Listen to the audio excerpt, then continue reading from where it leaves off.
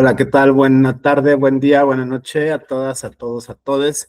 Mi nombre es Omar Romero y el día de hoy, junto con mi colega Rubén Telles. Rubén, buena noche. Buenas Vamos noches, a, bienvenidos.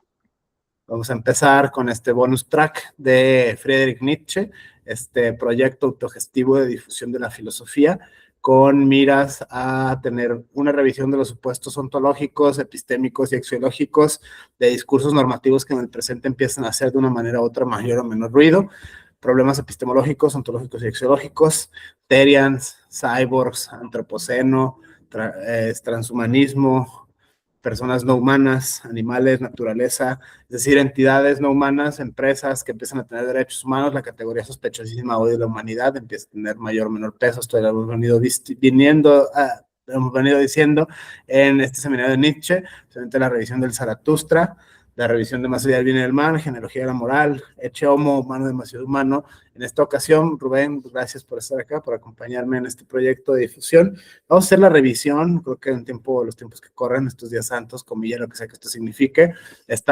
Con cariño lo hemos llamado, lo hemos discutido entre varios colegas, no solamente Rubén y yo, habilidades filosóficas para ciudadanos en general, y esta creo que es útil. Con cariño le hemos llamado la purga nietzscheana y la receta aristotélica. Dicho sea de paso, también estamos llevando a cabo de manera sincrónica al mismo tiempo el seminario sobre lecturas y efectos de Aristóteles.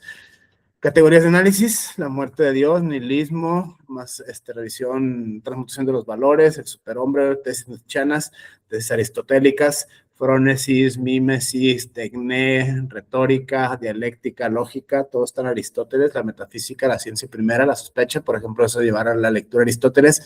Hoy lo neuro, el nuevo paradigma, los neuroderechos, sí, súper nuevos también, pero hay muchos excesos y muchos defectos en las argumentaciones que tienden a probar esto, es decir, la revisión ontológica, epistémica y axiológica.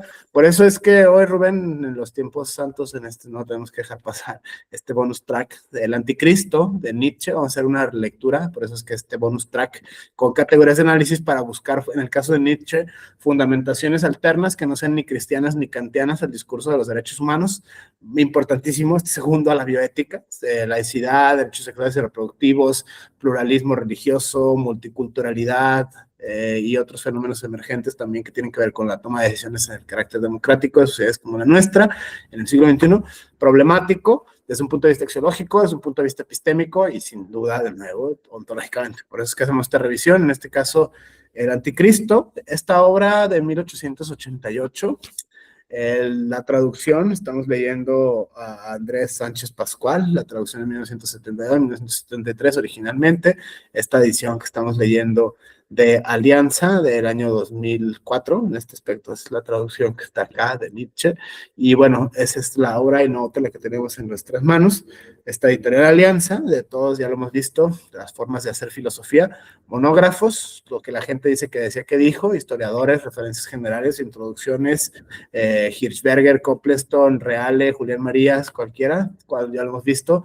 ¿A qué momento te vuelves leyenda? 5, 10, 15, 20, bien inductiva, monógrafos. En segundo lugar, intérpretes, traductores por lo regular acerca del pensamiento de alguien más. Lo vimos el caso pasado con Aristóteles, Giovanni Reale. En Nietzsche nos fuimos directamente, proponemos como la lectura de Jorge Manzano. Intérpretes hay muchos, pero bueno, igual la misma carga inductiva de la prueba.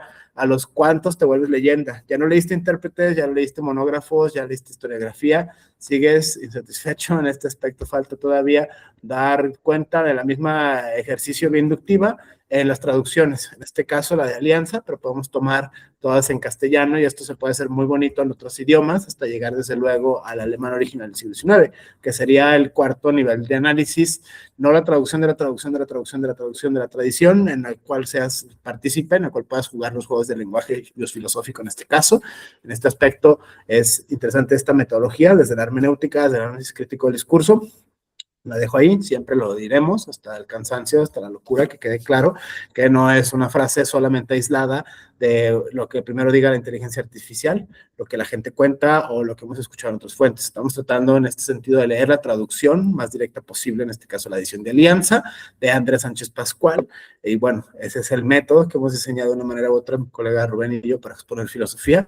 No hay atajos, no hay caminos sencillos, lo sabemos, lamentablemente no trae dibujos los libros de filosofía por lo regular, así que bueno, lamentablemente hay que diseñar un método y eso se hizo, o sea, esa es forma pragmática de la hermenéutica y también teniendo en cuenta, sobre todo en la calidad de la monografía y las traducciones, ya con esta cierro esta introducción metodológica, el análisis crítico del discurso, no es lo mismo, por ejemplo, leer una interpretación feminista, una interpretación freudiana, una interpretación marxista, cambia mucho el tono, el modo, el ritmo, la voz, eso siempre hay que también decirlo, por eso es que es este mix diseñado entre colegas, habilidades filosóficas para cualquier ciudadano en general, para poder leer autores de filosofía y otras ciencias sociales con método. En este aspecto no improvisar jamás nunca, y bueno, esa es la propuesta de El Anticristo, 1888, y volviendo a esta misma lógica metodológica, tiene que ver con la última obra, que Nietzsche, Andrés Sánchez Pascual, da ciertos datos muy interesantes en esta traducción del Anticristo, este texto de 1888. Nietzsche lo firma el 30 de septiembre de 1888,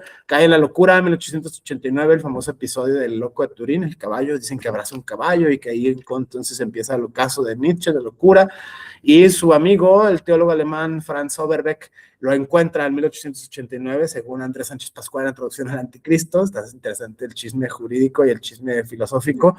En la práctica traducción de Alianza, Andrés Sánchez Pascual como traductor, el estudio introductorio de esta edición de Alianza, da este dato hermenéutico interesantísimo. Se recupera esta obra por Franz Overbeck, amigo de Nietzsche, otro teólogo alemán, muy de su círculo de colegas. Sin embargo, ya tenía noticia a través de Peter Gast, que era su amigo íntimo de correspondencia, acerca de la culminación del Anticristo, esta correspondencia entre Peter Gast y Nietzsche desde septiembre de 1888, y se firma, lo vamos a ver hasta el final de la obra, en 30 de septiembre de 1888, la escribe Peter Gast por ahí de agosto, en septiembre se firma, su otro amigo lo encuentra loco para rescatarlo a tiempo o no lo logra, según el testimonio de Andrés Sánchez Pascual, y finalmente la obra queda resguardada por Peter Gast hasta 1893, y en 1895 la hermana de Nietzsche decide publicar la obra como la conocemos, ¿no? En este sentido, hasta 1960, según el traductor de Alianza, la recupera en una compilación de un alemán, Erich Podok, en 1961, y es la traducción en cual la hace del alemán al español, ¿no? Todo esto es muy interesante, el maravilloso mundo de la traducción, el maravilloso mundo de la filología. Quienes sean entendidos en esta materia sabrán de qué va. En este aspecto no son meramente datos curiosos, no solamente prólogos ociosos, sino también radica una profunda metodología y una muy interesante manera de estimular al intelecto en nuestros días. Pero bueno, ese es el prólogo, en cierto sentido, del Anticristo de Friedrich Nietzsche, 1888. Rubén, vamos a hacer una revisión ahora, 22 pasajes de los 62 que tenemos en esta edición de Alianza de Andrés Sánchez Pascual. Propongo el prólogo, pero bueno, no sé si quieres añadir algo a manera de introducción a este texto que, bueno, hemos leído, la relectura que estamos haciendo de Nietzsche, interesantísima con estos supuestos filosóficos del presente, la purga nietzscheana y la receta aristotélica. Adelante, Rubén, buenas noches. Bueno, en realidad no tendría nada más que agregar que nos vamos a enfrentar a un texto. Bueno, Nietzsche es un autor violento por naturaleza. Bueno, no por naturaleza, es por método, es un tipo violento y confrontativo. Así que nos vamos a encontrar con cosas que requieren un poco de paciencia para ser entendidas. Eso en primer lugar. Segundo, vamos a utilizar estas versiones, también teniendo muy en cuenta que el autor también se va a distinguir por ser crítico en esencia de todo y por cualquier cosa, y sobre todo que sean pacientes con el estilo violento del autor. El autor no toleró nunca la estupidez humana en sentido pretencioso, o sea, no toleraba las ínfulas gratuitas. Entonces, nada más sí les recomendaría, por favor, que si van a leer al autor o se va a leer al autor, se haga con pues con esas advertencias previas, ¿no? Nada más para que lo tomen muy a cuenta. De ahí en más, la retomación de los valores paganos, si bien herederos del romanticismo, ya para su época y sobre todo para alguien como Nietzsche, solo son los secos, porque pues sí van a encontrar un lenguaje cargado y duro, pero van a encontrar un sujeto que apela a la vida y que detesta el fatalismo romántico, solamente para que ya haya una visión menos, ¿cómo decirlo? Menos mágica del autor, ¿no? O sea, tiene pleito con todo el mundo. Entonces ya, a partir de aquí el anticristo solamente va a sellar su parte ya anticristianamente teleológica, y a partir de ahí es donde vamos a ver a un Nietzsche cada vez más dado precisamente a una crítica de verdad. Entonces, esa sería como que mi única intervención en este punto. Todo lo demás, pues bueno, ya Omar se encargará de darle el seguimiento pertinente. Es todo. Se los Genial, dejo. gracias. Vamos a continuar entonces. Dicho esto, el prólogo, muy breve, yo empiezo y prosiguen los primeros 5 y de ahí vamos como tomando de los 62 volúmenes, de los 62 apartaditos que configuran esta obra de Nietzsche. Ya vemos un Nietzsche muy de paragrafitos, máximo 3, 4 cuartillas. Hemos hecho esta selección precisamente contra Kant, contra la universalidad de los derechos humanos, la progresiva regresión en materia de derechos humanos, la universalidad cristiana kantiana, la razón moderna, que Nietzsche lo ha criticado de manera magistral en este aspecto. Todos los modernos, sin duda, este problema de la conciencia, el yo, la razón, la universalidad, se demuestra falso a la luz de las teorías queer, del sur, del feminismo, de las teorías multiculturales, del colonialismo. Se entiende que no es universal la noción universal de los derechos humanos, de la cual parten en 1948 filósofos precisamente neotomistas, filósofos neokantianos. Por eso la sospecha, propuesto a los maestros de la sospecha, Nietzsche, Freud y Marx, la sospecha en este caso es que todos los outsiders quedan fuera, todas las personas que no tienen la universalidad famosa, entonces vaya, se muestra falaz. Esto en clave nietzscheana es consecuencia del nihilismo europeo y consecuencia directa de la modernidad. En este aspecto es falsedad. Desde este punto de vista nietzscheano, yo no soy un hombre, soy dinamita, ya decía él mismo de sí mismo en Ecce Homo, con modestia aparte, pero bueno, vamos a empezar con este texto, el último, su obra última, antes de caer en la locura, 1888, digamos que su obra preludio, la de 1902, que ya lo vemos, la voluntad de poder, media truqueada, se debate, ¿no? Arreglada por su hermana y el archivo Nietzsche, para agradar a algunos, según algunas lecturas, al nazismo, oficialismo en su época, en este aspecto, estar de acuerdo pues, con la oficialía del Estado, la filosofía oficial del Estado, desde un punto de vista de derecho administrativo. Esto sería muy interesante analizarlo, los nazis y Nietzsche, y esta función de la administración pública en tiempos de Nietzsche. Pero bueno, ese sería otro tema para otra discusión más adelante. 1888, el último texto de Nietzsche, casi mandado a la imprenta por él mismo, la versión finísima, acabada, ya completadísima para terminar, según Franz Overbeck. De ahí pasa a Peter Gast, y de Peter Gast cae a Elizabeth Nietzsche, que es su hermana, y de ahí pasa a la publicación en 1895, una vez que se calmen de las aguas de los haters de Nietzsche, ¿no? El que mató a Dios quedó loco, los haters que tenía teólogos, párrocos de pueblo principalmente, en este aspecto, es a lo que decían en la Vox Populi. Por eso en las correspondencias entre Overbeck y Gast se menciona esto, ¿no? Todos los detractores posibles del señor Nietzsche, por eso es que se empezó a pensar en publicar después esta obra, para que después de la muerte de Nietzsche, el episodio penoso en el cual había caído, eran sus amigos, pues yo me imagino con un tipo de prudencia para que no pasara desapercibido, porque no pasara de noche el pensamiento de Nietzsche. Pero bueno, esos datos los da el traductor de Alianza, Andrés Sánchez Pascual. Sin embargo, voy a empezar con el prólogo. Dice lo siguiente, este es el prólogo de Nietzsche, el anticristo muy ad hoc con los tiempos que corren. Dice lo siguiente: este libro pertenece a los menos, tal vez no viva todavía ninguno de ellos, serán sin duda los que comprendan mi Zaratustra. ¿Cómo me sería lícito confundirme a mí mismo con aquellos a quienes ya hoy se les hace caso? Todo solo el pasado mañana me pertenece. Algunos nacen de manera póstuma. Las condiciones en las que se me comprende y luego se me comprende por necesidad, yo las conozco muy exactamente. Hay que ser honesto hasta la dureza en cosas del espíritu, incluso para soportar simplemente mi seriedad, mi pasión. Hay que estar entrando en vivir sobre las montañas, en ver por debajo de sí la miserable charlatanería actual acerca de la política y del egoísmo de los pueblos. Hay que verse vuelto indiferente. Hay que no preguntar jamás si la verdad es útil, si te convierte en una fatalidad para alguien. Una predilección de la fuerza por problemas para los que hoy nadie tiene valor. El valor de lo prohibido. La predestinación al laberinto. Una experiencia hecha de 7 soledades. Oídos nuevos para música nueva. Ojos nuevos para lo más lejano. Una conciencia nueva para verdades que hasta ahora han permanecido mudas. Y la voluntad de economía de gran estilo. Guardar junta la fuerza propia, el entusiasmo propio, el respeto a sí mismo, el amor a sí mismo, la libertad incondicional frente a sí mismo. Pues bien, solo esos son mis lectores, mis verdaderos lectores, mis lectores predestinados. ¿Qué importa el resto? El resto es simplemente la humanidad. Hay que ser superior a la humanidad por fuerza, por altura de alma, por desprecio. Friedrich Nietzsche, palabra de Nietzsche, así empieza humildemente este anticristo de los creadores de Homos, el mismo Nietzsche prácticamente. A diferencia de Kierkegaard, Nietzsche no escribe con seudónimos, esto es muy interesante, otros autores han escrito con seudónimos, Pascal y otros han seudónimos en este aspecto, interesantísimo que Nietzsche, dentro de lo que cabe, dentro de la gran maestría que tenía el estilo literario, nunca recurrió a seudónimos, interesantísimo esto, salvo Zaratustra, desde luego su alter ego, pero bueno, todo el mundo sabía que Nietzsche era Zaratustra y demás, pero bueno, esa es otra cuestión interesantísima de estilo, los autores.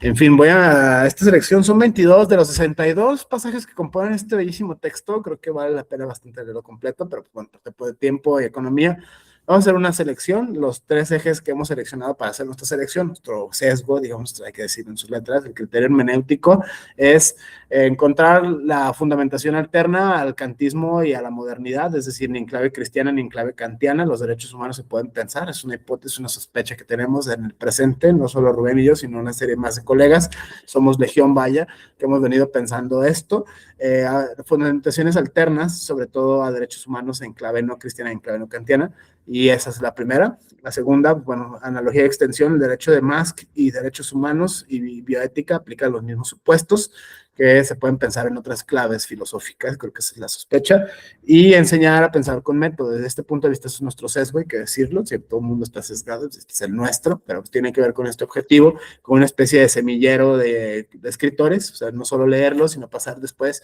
al formato que se dio en APA, jurídicas, Vancouver, Chicago, que sea de la predilección o el que se requiera para el fin que se solicite. Pensamos en una revista, pensamos en un encargo, en un paper, o que sea, un libro, qué sé yo, o sea, cualquier cosa es válido, pero como semillero de investigadores, creo que esa es la finalidad última de esto.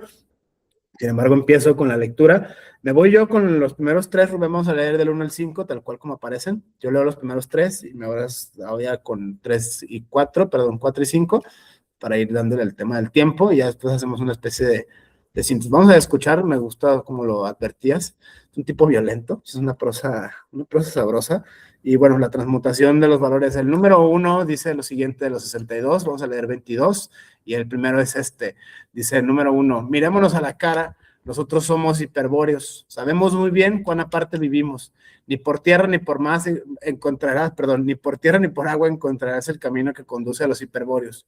Ya Píndaro supo de esto de nosotros, más allá del norte, del hielo, de la muerte, nuestra vida, nuestra felicidad. Nosotros hemos descubierto la felicidad, nosotros sabemos el camino, nosotros encontramos la salida de milenios enteros del laberinto. ¿Qué otro lo ha encontrado? ¿Acaso el hombre moderno? Yo no sé qué hacer, yo soy todo eso que no sabe qué hacer, suspira el hombre moderno. De esa modernidad hemos estado enfermos, de paz ambigua, de compromiso cobarde, de toda la virtuosa suciedad propia del sí y el no modernos. Esa tolerancia y amplitud de corazón que perdona porque comprende todo ese siroco para nosotros. Preferible vivir en medio del hielo que entre virtudes modernas y otros vientos del sur. Nosotros fuimos suficientemente valientes, no tuvimos indulgencia ni con nosotros ni con los demás, pero durante largo tiempo no supimos a dónde ir con nuestra valentía. Nos volvimos sombríos, se nos llamó fatalistas. Nuestro fatum era la plenitud, la atención, la retención de las fuerzas. Estábamos sedientos de rayo y de acciones, permanecimos lo más lejos posibles de la felicidad de los débiles, de la resignación. Había en nuestro aire una tempestad. La naturaleza que nosotros somos se embrevecía, pues no teníamos ningún camino. Fórmula de nuestra felicidad, un sí, un no, una línea recta, una meta. El 2 y el 3 leo yo ahora, y después tú 4 y 5. Dice el número 2 del anticristo, que es bueno todo lo que eleva el sentimiento de poder, la voluntad de poder, el poder mismo en el hombre. ¿Qué es malo? Todo lo que procede de la debilidad. ¿Qué es felicidad? El sentimiento que el poder crece, de que una resistencia queda superada. No apaciguamiento, sino más poder. No paz ante todo, sino guerra. No virtud, sino vigor. Virtud al estilo del Renacimiento. Virtud sin moralina. Los débiles y mallogrados deben perecer. Artículo primero de nuestro amor a los hombres. Y además se debe ayudarlos a perecer, que es más dañoso que cualquier vicio. La compasión activa con todos los malogrados y débiles. el cristianismo, fuertísimo. Número 3, no qué reemplazará a la humanidad en la serie de los seres es el problema que yo planteo con esto. El hombre es un final, sino qué tipo de hombre se debe criar, se debe creer, que como tipo más valioso, más digno de vivir, más seguro del futuro. Este tipo más valioso ha existido ya con bastante frecuencia, pero como caso afortunado, como excepción, nunca como algo querido. Antes bien, justo él ha sido lo más temido. Él fue hasta ahora casi lo temible, y por temor se quiso, se crió, se alcanzó el tipo opuesto, el animal doméstico, el animal de rebaño, el animal enfermo, hombre, el cristiano. Ok, me toca, Va, sí, 4 y 5, por favor. Y de ahorita acuerdo. vamos ya para, dale. Sí, hay un problema afuera con una motocicleta, la larga historia, luego les cuento. La humanidad no representa una evolución hacia algo mejor, o más fuerte o más alto, al modo como hoy se cree esto. El progreso es meramente una idea moderna, es decir, una idea falsa. El europeo de hoy sigue estando en su valor profundamente por debajo del europeo del Renacimiento. Una evolución posterior no es más por una necesidad cualquiera, una elevación, una intensificación, un fortalecimiento. En otro sentido se da en los más diversos lugares de la Tierra y brotando de las más diversas culturas, un logro continuo de casos singulares con los cuales un tipo superior hace de hecho la presentación de sí mismo, algo que en relación con la humanidad en su conjunto es una especie de superhombre. Tales casos afortunados de gran logro han sido posibles siempre y serán acaso posibles siempre. E incluso generaciones, estirpes, pueblos enteros pueden representar en sus determinadas circunstancias tal golpe de suerte. Al cristianismo no se le debe adornar ni engalanar. Él ha hecho una guerra a muerte con este tipo superior de hombre. Él ha proscrito todos los instintos fundamentales de este tipo. Él ha extraído de esos instintos por destilación el mal, el hombre malvado, el hombre fuerte, considerado como hombre típicamente reprobable, como hombre réprobo. El cristianismo ha tomado partido por todo lo débil, bajo, malogrado, hecho ideal de contradicción a los instintos de conservación de la vida fuerte. Ha corrompido la razón incluso de las naturalezas dotadas de máxima fortaleza espiritual al señalar, al enseñar a sentir como pecaminosos, como descarriadores, como tentaciones, los valores supremos de la espiritualidad. El ejemplo más deplorable, la corrupción de Pascal, la cual creía en la corrupción de su razón por el pecado original, siendo así que solo estaba corrompida por su cristianismo. Genial, gracias. Vamos ahora el 10 y el 11, los leo yo. Después 13, 14 y 18 y vamos leyendo. El 10 y el 11 contra Kant, estos me gustaron mucho, justo para explorar esta hipótesis, este potencial fuente de análisis, ni kantiano ni cristiano, y un buen antikantiano se encuentra desde luego Nietzsche, y 10 y 11 creo que son lapidarios contra el pensamiento kantiano. El tú debes, ya le criticaba, por ejemplo, el dragón del tú debes en el Zaratustra, y otras fuentes, pero bueno, leo yo lo que viene, el 10 y el 11, dice lo siguiente: entre alemanes se me comprende enseguida cuando yo digo que la filosofía está corrompida por sangre de teólogos. Uy, El párroco protestante es el abuelo de la filosofía alemana. El protestantismo mismo, su peccatum originale. Definición del protestantismo, la hemiplegia del cristianismo y de la razón. Basta pronunciar la palabra seminario de Tubinga para comprender qué es en el fondo la filosofía alemana. Una teología artera. Los suavos son los mejores mentirosos en Alemania, mienten inocentemente. ¿A qué se debió el júbilo que al aparecer Kant recorrió el mundo de los doctos alemanes, compuesto en sus 3/4 partes por hijos de párrocos y de maestros, a que el convencimiento alemán, que aún hoy sigue encontrando eco, de que con Kant comienza un giro hacia algo mejor? El instinto de teólogo existente en el doctor alemán adivinó qué es lo que a partir de ese momento volvía a ser posible.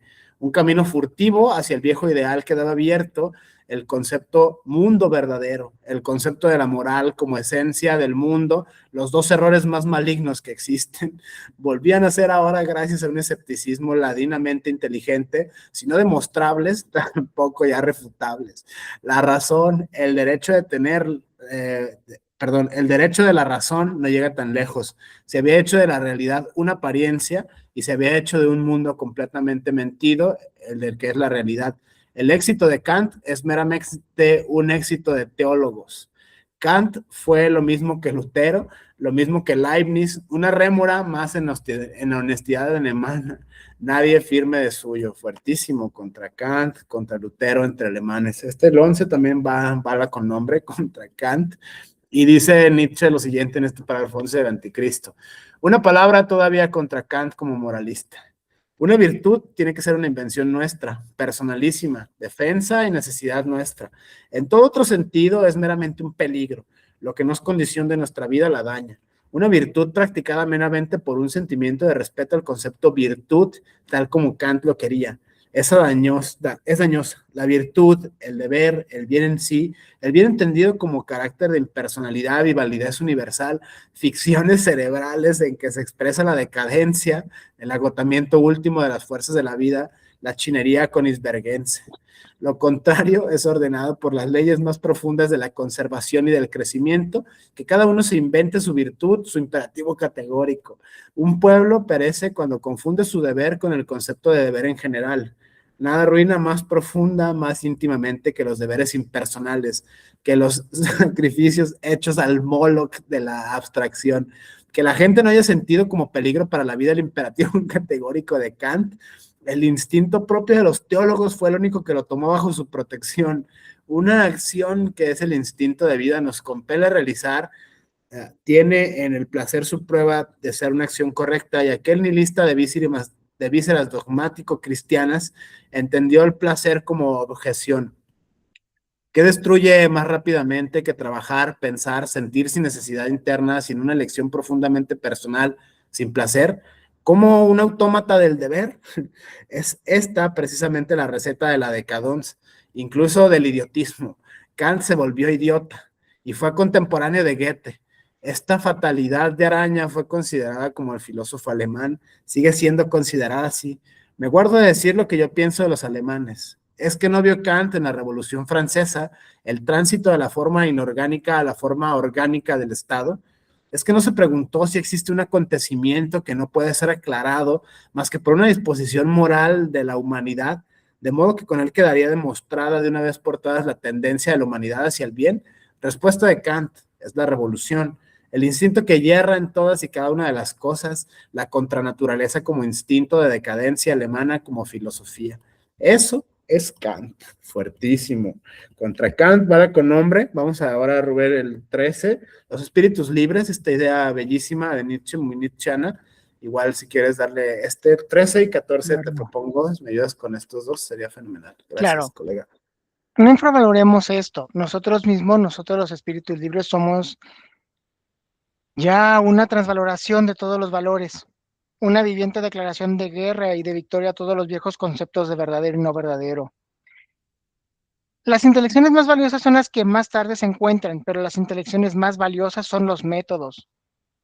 Todos los métodos, todos los presupuestos de nuestra cientificidad de ahora han tenido en contra suya durante milenios el desprecio más profundo. Uno quedaba excluido por causa de ellos, del trato con los hombres decentes.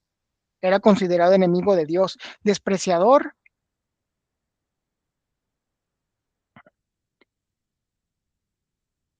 de la verdad, poseso.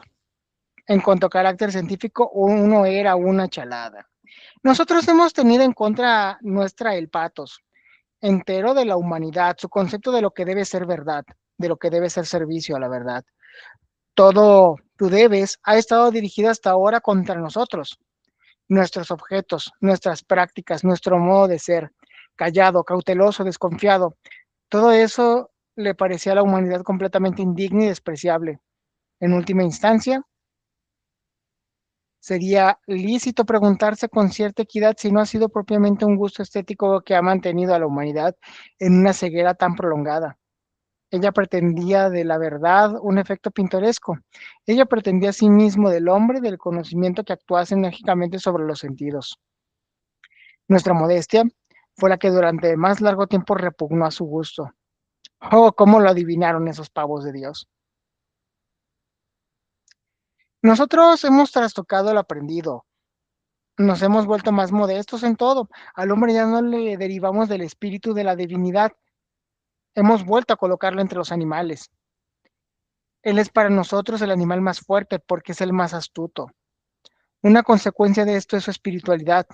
Nos defendemos, por otro lado, contra una vanidad que también aquí quisiera volver a dejar a oír su voz. Según ella, el hombre habría sido la gran intención oculta de la evolución animal.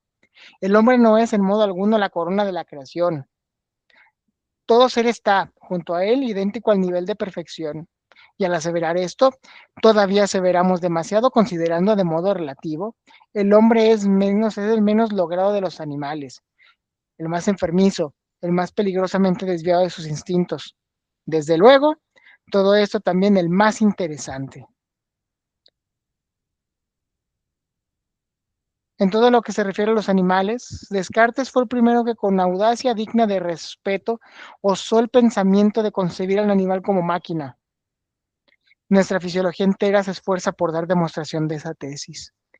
Nosotros, lógicamente, no ponemos aparte tampoco al hombre como todavía hizo Descartes. Lo que hoy se ha llegado a entender del hombre exactamente hasta donde se le ha entendido como máquina. En otro tiempo, el hombre se le daba como dote suya, procedente de un orden superior, la voluntad libre. Hoy le hemos quitado incluso la voluntad en el sentido de que ya no es lícito entender a ella una facultad. La vieja palabra voluntad sirve únicamente para designar una resultante, una especie de reacción individual que sigue necesariamente a una muchedumbre de estímulos, en parte contradictorios, en parte concordantes. La voluntad ya no vacía, ya no mueve. En otro tiempo veíase en la conciencia del hombre, en el espíritu, la prueba de su procedencia superior, de su divinidad. Para ser perfecto al hombre se le aconsejaba que, en modo de la tortuga, retrayese dentro de sí los sentidos, interrumpiese el trato con las cosas terrenales, se despojase de su envoltura mortal. Entonces quedaba lo principal de él, el espíritu puro. También sobre esto nosotros hemos reflexionado mejor. El cobrar conciencia, el espíritu es para nosotros cabalmente síntoma de una relativa imperfección del organismo. Un ensayar, tantear, cometer errores, un penoso trabajo en lo que innecesariamente se gasta mucha energía nerviosa. Nosotros negamos que se pueda hacer algo en modo perfecto mientras se lo continúa haciendo de modo consciente. El espíritu puro es pura estupidez. Si descontamos el sistema nervioso y los sentidos, la envoltura molar, nos equivocamos en la cuenta, nada más. Fascinante esta visión. Vamos ahora a 18-20, yo leo 18-20 y después tú 24-26 para hacer esta revisión temática del anticristo de Nietzsche. Temas buenísimos contra la modernidad, contra el cristianismo, contra Kant, contra San Pablo, contra Platón, contra Buda, contra todos. Este Nietzsche tiene para todos en clave moderna. Lo veíamos en la sesión pasada con Aristóteles. Aristóteles, una barrida contundente contra todos los predecesores suyos, en este caso los presocráticos, los pitagóricos, los eleatas, los atomistas, Platón mismo, su maestro en persona, sin piedad, otro despiadado de la filosofía en clave moderna, Nietzsche, en este sentido. Es muy interesante estas formas de proceder, criticando dialécticamente a otros. Esto interesantísimo, o sea, habla de un dominio superlativo o medianamente bien concienzudo de la obra de los otros. En este aspecto, esta modestia aparte, todos los filósofos con ellos terminan la historia, pero bueno, vamos al final a hacer una serie de comentarios. Ahora voy a leer el 18 y el 20 en estos 22 de los 62, una tercera parte, creo que una muestra considerable. Insisto, esto no suple desde luego la invitación a leer la obra en su generalidad. Una obra pues caminera, camionera, en este aspecto amable, ciento y tantas hojas, no es una locura, 153 en este PDF, interesantísimo, pero bueno, leo el 18 del 20, después Rubén 24 y 26, vamos con esta otra ronda para ir agotando este texto, más o menos una muestra considerable del anticristo de Friedrich Nietzsche. Dice el 18 del anticristo lo siguiente: el concepto cristiano de Dios, Dios como Dios de los enfermos, Dios como araña, Dios como espíritu, es uno de los conceptos de Dios más corruptos a que se ha llegado en la tierra. Tal vez represente incluso el nivel más bajo en la evolución descendente del tipo de los dioses. Dios degenerado a ser la contradicción de la vida, en lugar de ser su transfiguración y su eterno sí. En Dios, declarada la hostilidad a la vida, a la naturaleza, a la voluntad de la vida. Dios, fórmula de toda calumnia del más acá, de toda mentira del más allá. En Dios, divinizada la nada, canonizada la voluntad de la nada. Fuertísima declaración nietzscheana, un tipo enfermo, la voluntad de salud, se la han criticado en esto. Pero bueno, el 20 dice lo siguiente: mi condena del cristianismo, no quisiera yo haber cometido una injusticia contra una religión afín, que incluso lo supera en cuanto al número de quienes la profesan, contra el budismo. Ambos están unidos entre sí en cuanto a religiones nihilistas, son religiones de decadencia. Ambos están separados entre sí de la manera más notable. El crítico del cristianismo está profundamente agradecido a los estudiosos de la India por el hecho de que ahora sea posible compararlos. El budismo es 100 veces más realista que el cristianismo. Lleva en su cuerpo la herencia de un planteamiento objetivo y frío de los problemas. Viene después de un movimiento filosófico que había durado unos cientos de años. Cuando él llega al concepto de Dios, está ya eliminado.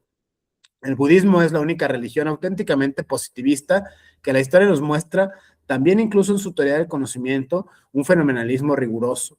Él no dice, ve a la lucha contra el pecado, sino dando totalmente razón a la realidad, lucha contra el sufrimiento.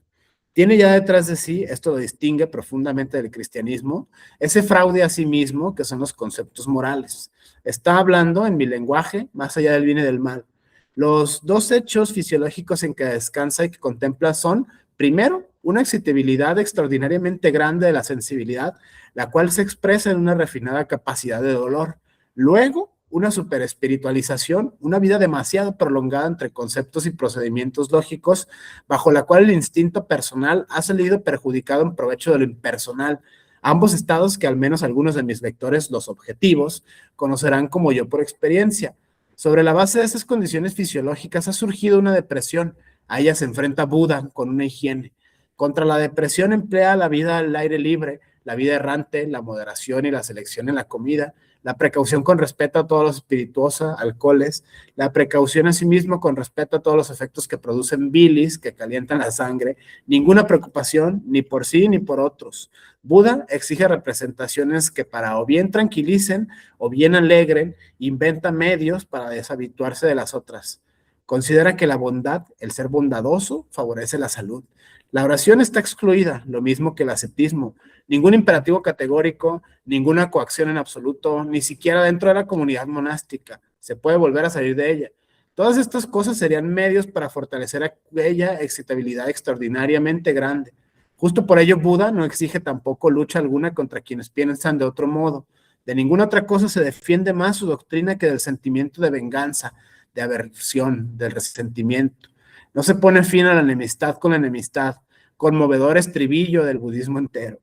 Y con razón, justo esos afectos serían completamente malsanos con vistas al propósito dietéctico capital.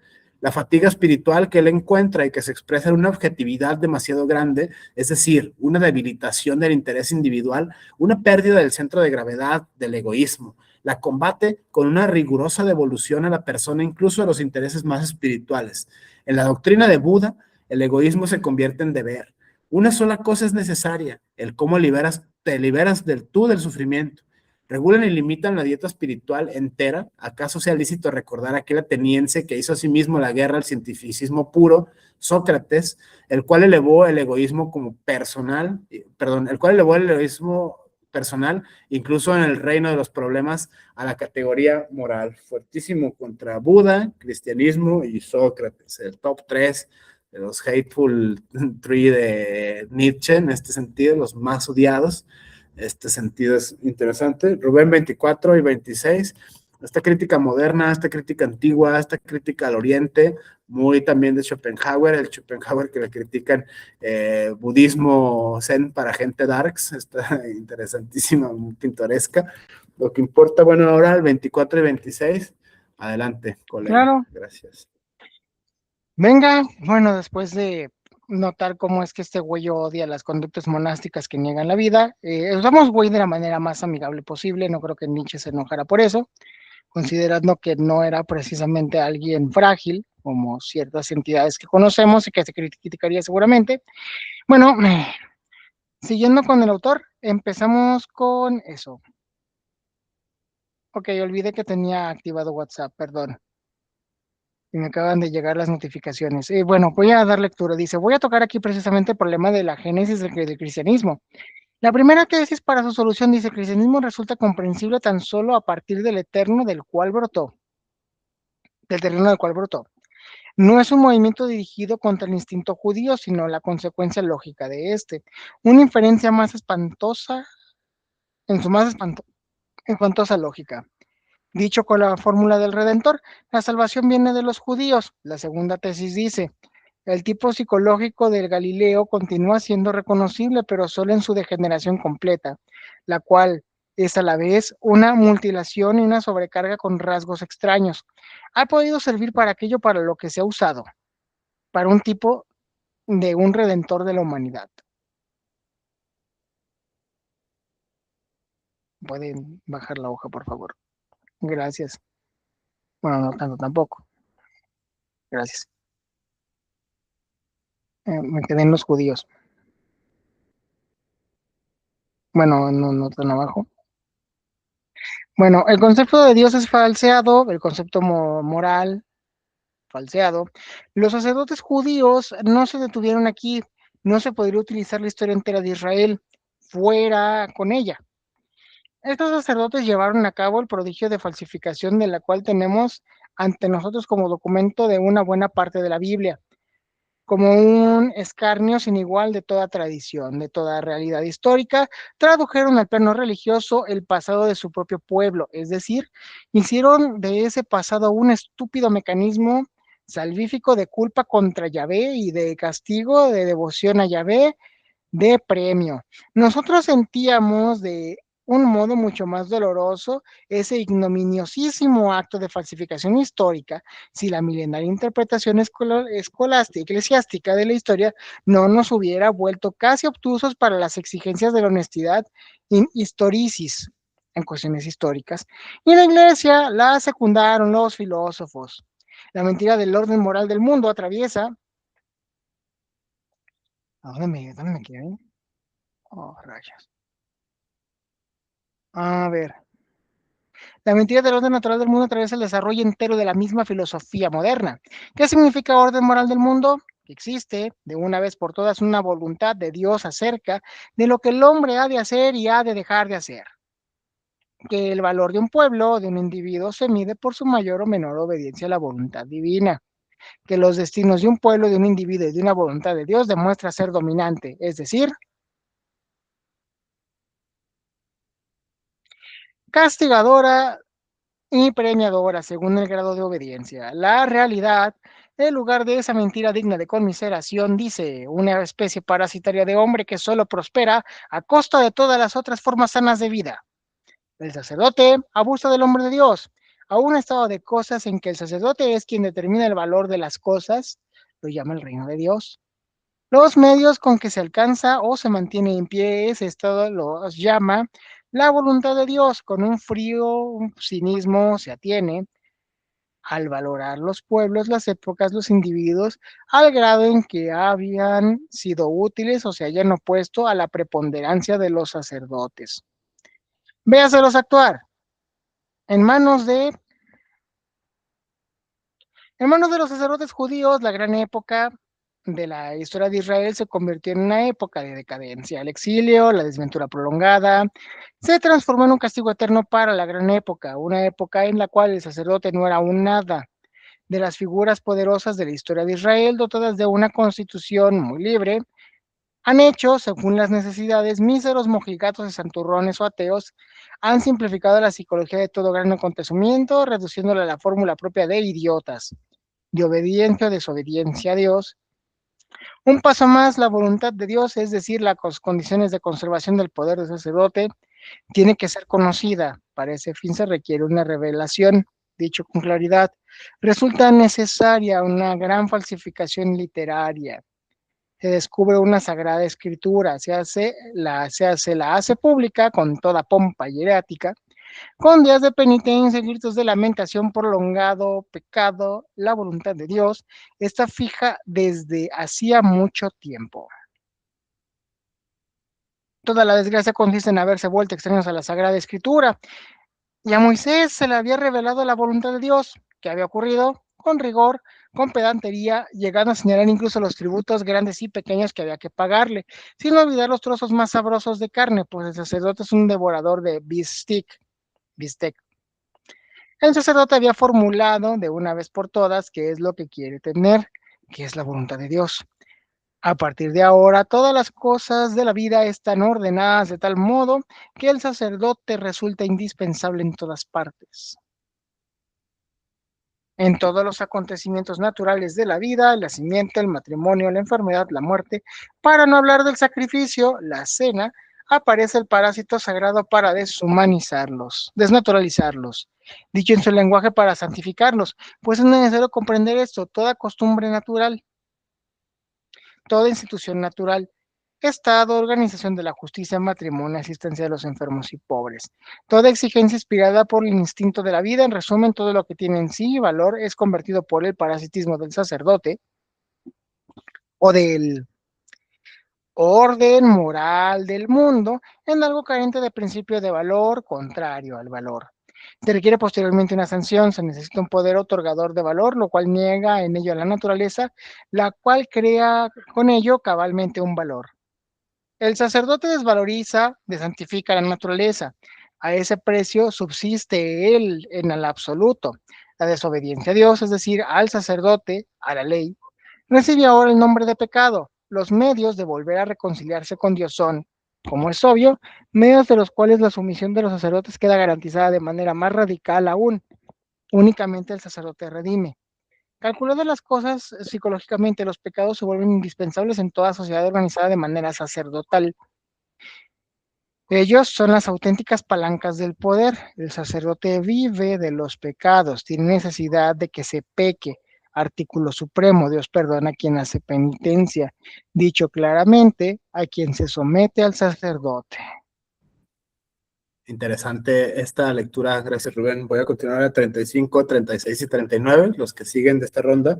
Después 45, 46 sería tu turno y vamos así ya casi cerrando esta selección.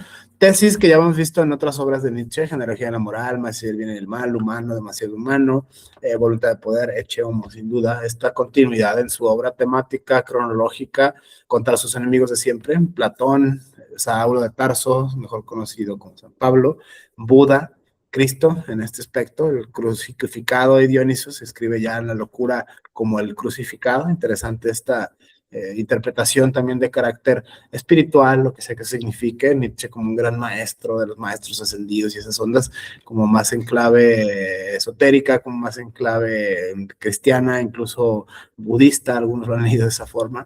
Es interesantísimo la polisemia que tiene Nietzsche. Nietzsche es un autor vigente todavía, hace 120 y tantos años, casi 130 ya, que leyó La filosofía del pasado mañana. Entre las hipótesis que hemos venido sosteniendo en esta serie de lecturas sobre el seminario sobre Nietzsche es que son muy vigentes los problemas de los cuales habla este autor.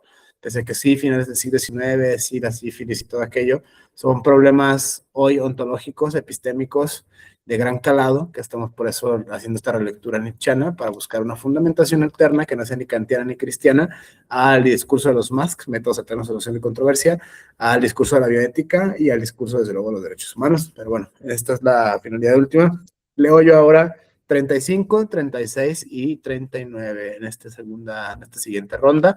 Va, dice Nietzsche, parágrafo 35 del Anticristo de 1888, luego siguiente: este buen mensajero murió tal como vivió, tal como enseñó, no para redimir a los hombres, sino para mostrar cómo se debe vivir. Lo que él legó a la humanidad es la práctica, su comportamiento ante los jueces, ante los sayones, ante los acusadores y ante toda especie de calumnia y burla, su comportamiento en la cruz.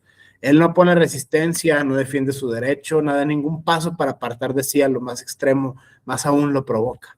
Él ora, sufre, ama en quienes le hacen el mal. Las palabras dichas al ladrón en la cruz contienen el evangelio entero. Este ha sido en verdad un hombre divino, un hijo de Dios, dice el ladrón. Si tú sientes eso, responde el Redentor, entonces estás en el paraíso, entonces tú también eres un hijo de Dios. No defenderse, no encolerizarse, no hacer responsable a nadie, por el contrario, no poner resistencia ni siquiera al malvado, amarlo. 36 dice lo siguiente: solo nosotros los espíritus que hemos llegado a ser libres, tenemos el presupuesto para entender algo que 19 siglos han malentendido. Aquella honestidad convertida en instinto y en pasión que hace guerra a la mentira santa, más aún que a toda otra mentira. Se ha estado indeciblemente lejos de nuestra amorosa y precavida neutralidad, de aquella disciplina de espíritu que es la única que permite adivinar cosas tan extrañas, tan delicadas. En todo tiempo se ha querido aquí, con un desvergonzado egoísmo, solo la ventaja propia. A base de la antítesis al evangelio se ha constituido la iglesia. Quien buscase signos de que una divinidad irónica mueve sus dedos tras el gran juego del mundo, encontraría un apoyo no pequeño en el enorme signo de interrogación que se llama cristianismo. Que la humanidad esté postrada de rodillas ante la antítesis de lo que fuera el origen, el sentido, el derecho del evangelio, que haya colonizado el concepto de iglesia, justo aquello que el buen mensajero sentía por debajo de sí, por detrás de sí, en vano se buscará una forma mayor de ironía histórica universal. 39 va en contra. Nietzsche era buen filólogo, era un excelente historiador. Desde este punto de vista, esta historiografía alternativa, underground, nada mainstream de Nietzsche se vuelve muy interesante entre alemanes, muy interesante. Pero bueno, voy a leer el 39, después ahora Rubén 45 y 46. Dice el 39 lo siguiente: voy a volver atrás, voy a contar la auténtica historia del cristianismo. Ya la palabra cristianismo es un malentendido. En el fondo no ha habido nada más que un cristiano, ya se murió en la cruz. El evangelio murió en la cruz. Lo que a partir de ese instante se llama evangelio era ya la síntesis de lo que él había vivido, una mala nueva, un disangelio. Es falso hasta el sinsentido ver una fe, en la fe, por ejemplo, en la redención por Cristo, el signo distintivo del cristiano. Solo la práctica cristiana, una vida tal como la que vivió el que murió en la cruz, es cristiana. Todavía hoy esa vida es posible para ciertos hombres, es incluso necesaria. El cristianismo auténtico, el originario, sería posible en todos los tiempos. No un creer, sino un hacer, sobre todo un no hacer muchas cosas, un ser distinto. Los estados de conciencia, una creencia cualquiera, un tener algo por verdadero, por ejemplo, todo psicólogo lo sabe, son en efecto estados completamente indiferentes y de quinto orden comparado con el valor de los instintos. Dicho con mayor rigor, el concepto entero de causalidad espiritual es falso. Reducir el ser cristiano, la cristiandad, a un tener algo por verdadero, a una mera fenomenalidad de conciencia, significa negar la cristiandad. De hecho, no ha habido nada en absoluto cristianos. No ha habido en absoluto cristianos. El cristianismo, lo que desde hace 2 milenios se llama un cristiano, es meramente un malentendido psicológico. Miradas las cosas con mayor exactitud. En él han denominado, a pesar de toda fe, meramente los instintos. ¿Y qué instintos? En todos los tiempos, por ejemplo, en Lutero, la fe ha sido únicamente un manto, un pretexto, una cortina tras la cual los instintos jugaban su juego, una inteligente ceguera acerca del dominio de ciertos instintos. La fe, ya antes la llamé, la auténtica listeza cristiana, se ha hablado siempre de la fe, pero se ha obrado siempre desde otro modo por instinto. En el mundo de representaciones del cristiano no aparece nada que roce siquiera la realidad. Por el contrario, nosotros hemos reconocido en el odio instintivo a toda realidad el elemento impulsor, el único elemento impulsor existente en la raíz del cristianismo. ¿Qué se sigue de esto? Que también en las cuestiones psicológicas el error es aquí radical, es decir, determinante de la esencia, es decir, sustancia. Quítese aquí un concepto, pónganse en su lugar una única realidad y el cristianismo entero se precipitará rodando en la nada.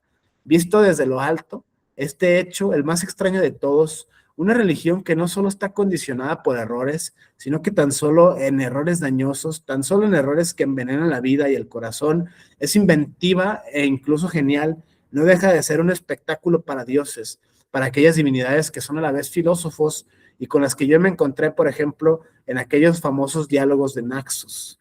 En el mismo instante en que la náusea se retira de ellos y de nosotros, vuélvense agradecidos al espectáculo del cristiano. ¿Acaso tan solo en razón de este curioso caso merezca el pequeño y mísero astro de llamado Tierra una mirada divina, un interés divino? No infravaloremos, pues, al cristiano. El cristiano falso hasta la inocencia superan mucho al mono. Con respecto a los cristianos, una conocida teoría sobre la descendencia se convierte en mera galantería. Fuertísimo, 40 y 45, vamos al 45-46. Esta crítica al rebaño, de ahí la clave, digamos, nazista, de ahí la clave racista, de ahí la clave clasista, misógina, machista de Nietzsche se ha leído y sí hay muchos elementos que hoy nos permitirían tener esos predicados de su obra.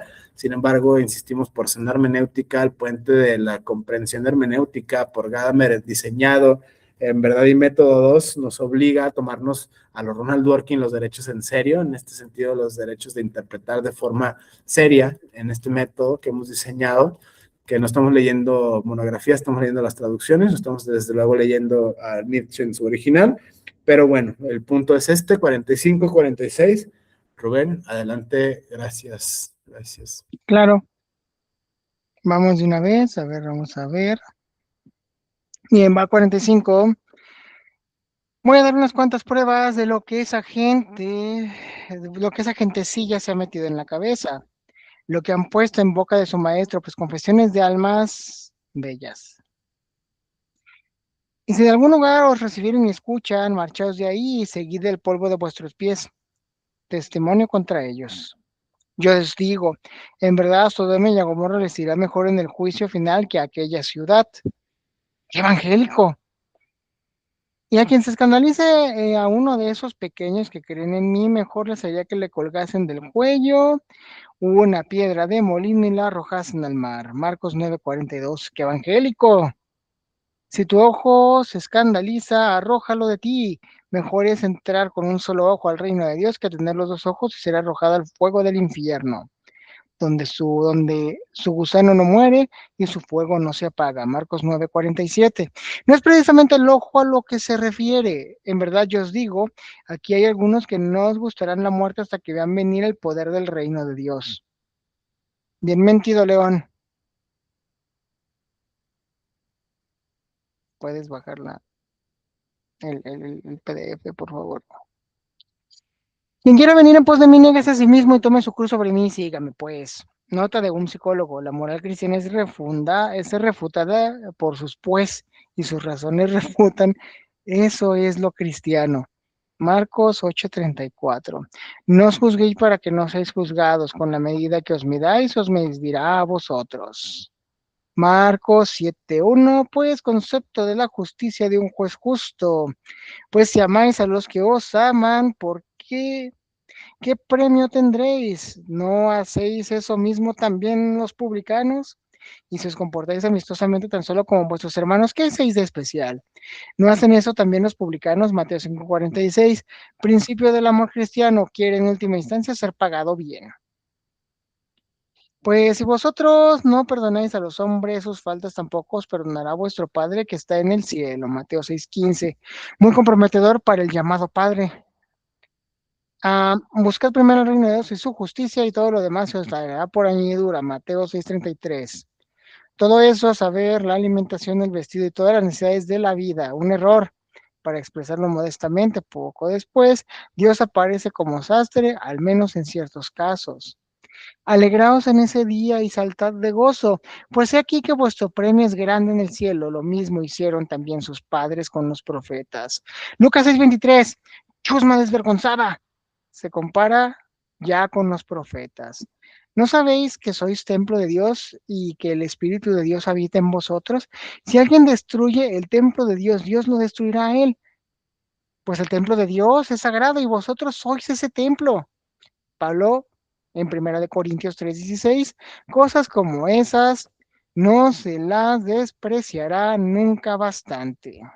¿No sabéis que los santos juzgarán al mundo? Pues si el mundo debe ser juzgado por vosotros, ¿no sois bastante buenos para juzgar cosas menores? 1 Corintios 6:2. Saulo de Tarso aparece de nuevo. Por desgracia, no es simplemente el discurso de un habitante de manicomio. Este espantoso estafador continúa diciendo textualmente: ¿no sabéis que nosotros juzgaremos a los ángeles? ¿Cuánto más a los bienes temporales? ¿No ha hecho Dios de la sabiduría de este mundo una tontería? Pues que el mundo con su sabiduría no reconoció a Dios en su sabiduría. Dios se complació en hacer bienaventurados a los creyentes mediante una predicación necia. No muchos sabios según la carne, no muchos poderosos, no muchos nobles son llamados. sino lo que es necio ante el mundo lo ha elegido Dios para deshonrar a los sabios, y lo que es débil ante el mundo lo ha elegido Dios para deshonrar a lo fuerte, y lo innoble ante el mundo lo ha despreciado y lo ha elegido Dios, y lo que es nada para aniquilar a lo que es algo, para que ninguna carne se glorifique delante de él. Pablo primero de Corintios 1:20. Para comprender este pasaje, que es un testimonio de primerísimo rango para la psicología de toda moral de la chalada, leas el tratado primero de mi genealogía de la moral, en el que se ha expuesto de manifiesto por vez primera la antítesis de una moral aristocrática y una moral de chalada, nacida del resentimiento y de una venganza impotente. Pablo ha sido el más grande de todos los apóstoles de la venganza.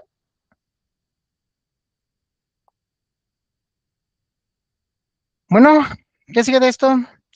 Que uno hace bien en ponerse los guantes cuando lee el Nuevo Testamento. La cercanía de tanta sociedad casi compele al hacerlo. Así como no elegiríamos para nuestras relaciones a unos judíos polacos, tampoco elegiríamos a los primeros cristianos. No es que sea siquiera necesario tener una objeción contra ellos. Ni unos ni otros huelen bien. En vano he estado buscando el Nuevo Testamento, aunque solo fuera un rasgo simpático. Nada hay en él que sea libre, bondadoso, franco, honesto. No hay allí siquiera primer comienzo de humanidad. Faltan los instintos de la limpieza. En el Nuevo Testamento hay únicamente instintos malos. No existe siquiera valor para ellos. Todo en él es cobardía, cerrar los ojos y engañarse a sí mismo. Todo libro se vuelve limpio cuando uno acaba de leer el Nuevo Testamento.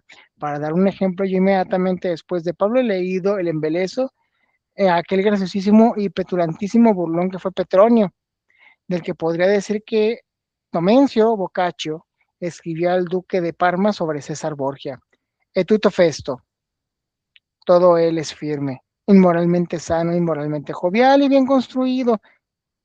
Inmortalmente sano, perdón, inmortalmente jovial y bien construido. Esos pequeños santurrones, en efecto, hacen mal sus cálculos en lo principal, atacan, pero lo atacado por ellos queda, por eso mismo, distinguido. Aquel a quien un primer cristiano ataca no queda ensuciado, a la inversa. Es un honor tener contra uno a los primeros cristianos. Uno lee el Nuevo Testamento sin sentir predilección por lo que en él es maltratado. Para no hablar de la sabiduría de este mundo, que un insolente bravucón intenta en vano deshonrar con su predicación necia. Pero incluso, pero incluso los fariseos y los escribas sacan ventaja de tales adversarios. Tienen que haber poseído algún valor para ser odiados. De manera tan indecente fariseísmo, ese sería un reproche que los primeros cristianos les sería lícito hacer. En última instancia, eran los privilegiados, eso basta, el oído de una charada no necesita más razones. El primer cristiano, temo también, es el último cristiano. El que atacó y llegaré aún a ver es, desde lo más profundo de su instinto, un rebelde contra todo lo privilegiado. Vive, lucha siempre por derechos iguales, visita las cosas con más exactitud de lo que le queda a otra oposición. Si uno quiere ser su propia persona, un elegido de Dios, un templo de Dios, un juez de los ángeles, entonces todo otro principio de elección basado en el ejemplo, la honestidad en el espíritu y la habilidad y el orgullo, en la belleza y la libertad de corazón es sencillamente el mundo, el mal en sí. Moraleja, toda palabra en boca de un primer cristiano es una mentira, toda acción que de él realice es una falsedad instintiva, todos sus valores, todas sus metas son perjudiciales, pero aquel a quien odia aquello que él odia tiene valor. El cristiano, en especial el cristiano sacerdote, ese criterio de valores.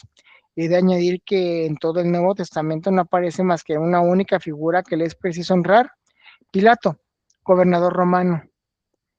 Tomar en serio un asunto entre judíos es una cosa de que él no logra persuadirse. Un judío más o menos, pues, ¿qué importa? La burla aristocrática de un romano ante el cual les está abusando desvergonzadamente de una palabra, ¿verdad? Ha enriquecido el Nuevo Testamento con una única frase que tiene valor, que es su crítica, incluso aniquilación, que es la verdad. Fascinante, gracias Rubén. Falta ya las últimas tres rondas de dos. Sigue en este orden para ver la fundamentación no cristiana ni kantiana en los derechos humanos, bioética de Musk. El parágrafo 54, yo leo ahora, perdón, 48 y 54, faltan 56, 60, 61 y 62, y con eso terminamos el anticristo. Me voy, sin más, al 48 y al 54, y dice lo siguiente en este siguiente apartado.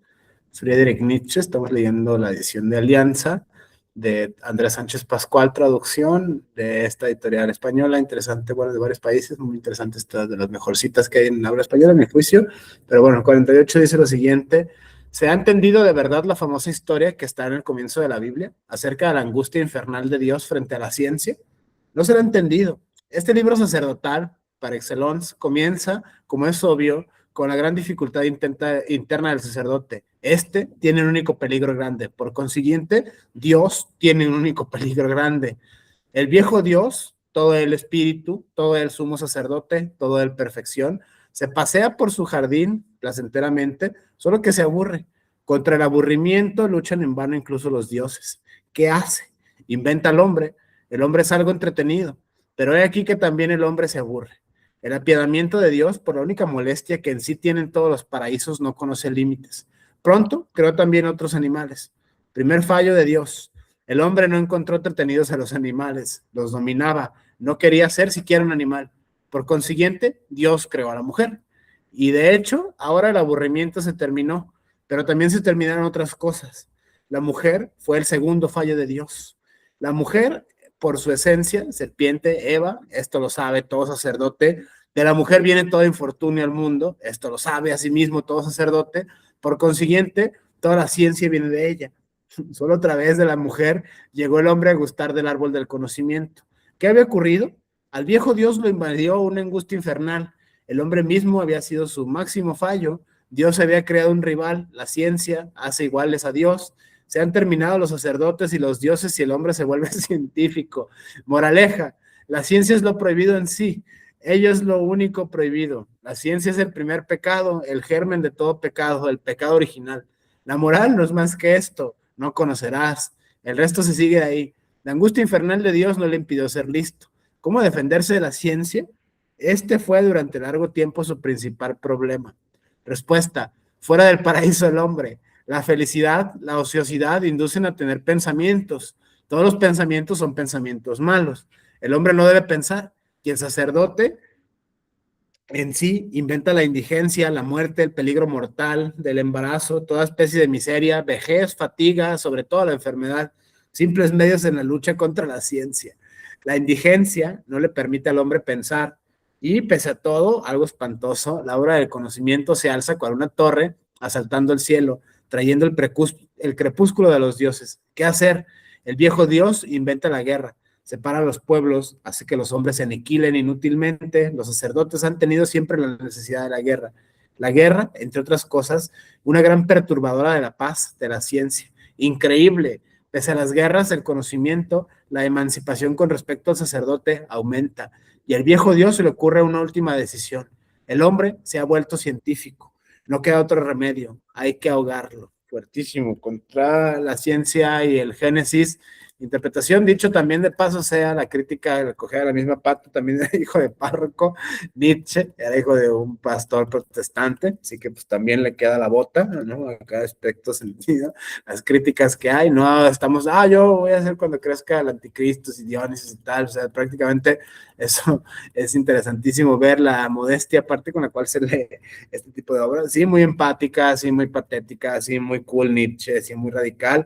Pero bueno, eso es una aproximación hermenéutica en este sentido. Es muy interesante leerlo, sobre todo con método, para no caer en esta tentación demoníaca de engancharnos con el patos. Nietzsche es un autor pues, muy patético desde este punto de vista.